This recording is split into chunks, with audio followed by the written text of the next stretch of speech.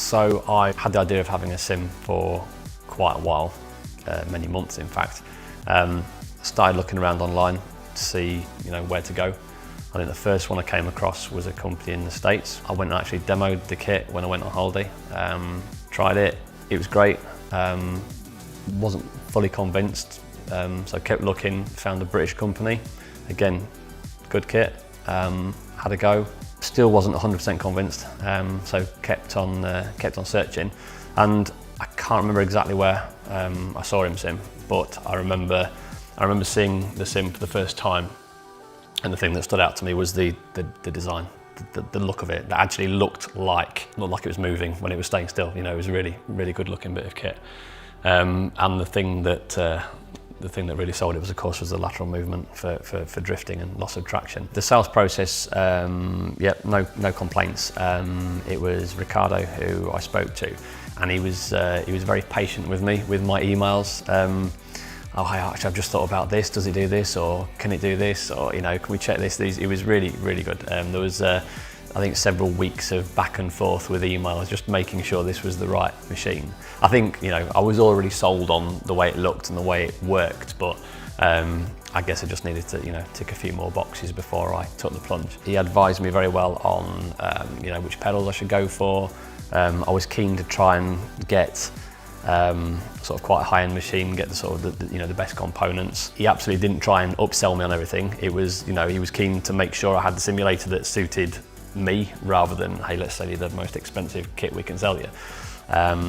So no, it was spec'd exactly how I wanted it. And then afterwards, there's a few bits I've put on, which I think just give it more of a cockpit feel to it. So the dashboard, which by pure chance fitted absolutely perfectly. Even the carbon weave matches the steering wheel, and the little dash screen. I think it just adds to it overall. But it was really easy to add. I don't know whether I expected it to be sort of complete out the box, plug it in and it be amazing. There was a bit of setup involved, but I don't mind that because I quite enjoyed tweaking the settings. But it took, I would have said, there was a several week period where I was learning about the sim. I didn't even realise some of the settings existed on it until I dug deeper, but when I found them and switched this on or changed that, that's when it sort of really started to come alive. To get out those last sort of few percent of the experience, it was well worth spending the time doing.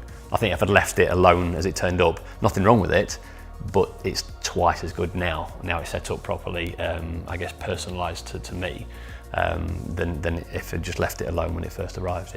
This whole room was designed in SketchUp, so the 3D model your guys sent me was massively helpful. The tread plate, floor mats, the railings, the screen positions. This is why it was important to get the model, because to get the driver position, the screen angles, get these walls masking the back of the screens off at the correct position. So it was super helpful. But I enjoy doing all this sort of stuff.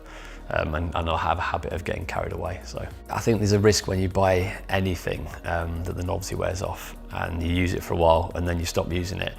This definitely has not been one of those purchases. I think because you get something different out of it, you can change the car, change the track, change the setup, and it's massively popular when we have a few people around. We're all competing against each other on there, which you can probably see here on the lap time board. So it gets used very regularly.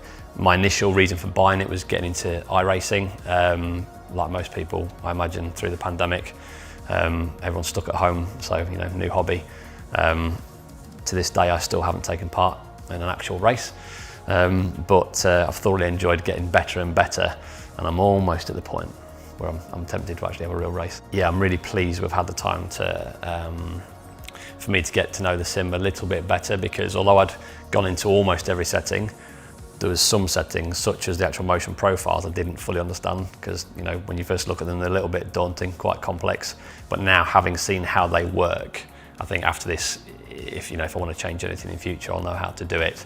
Also knowing that I'm now getting the full amount out of the sim, knowing that there isn't another 20% hiding there that I've not experienced. So it's been really useful experience, I think.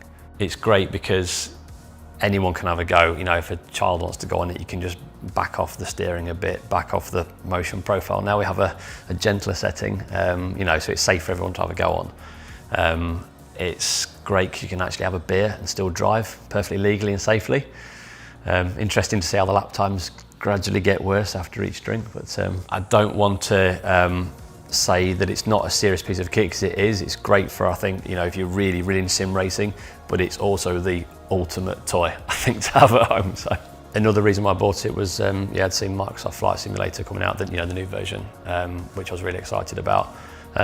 It converts to a flight sim with a few bolts out, swap of the controls. But yeah, that was a massive reason for me getting this kit as well. Definitely, it isn't the cheapest simulator you'll find. There are far cheaper alternatives, but ultimately, if you're in the market for something you want that feels real, and I think the one thing you'll never convey in the video is how solid this thing is. This is a serious piece of hardware. You know, when you hit something, you feel it, and that's what I wanted. I wanted it to, you know, replicate as close as possible to what it's like to take a car on the track. And I'm no driving expert, but for me, it ticks that box. I think, I'd absolutely recommend it for anyone wanting, entertainment or a serious sim racing piece of kit, which I say I'm not quite there yet with a serious sim racing, but give me time.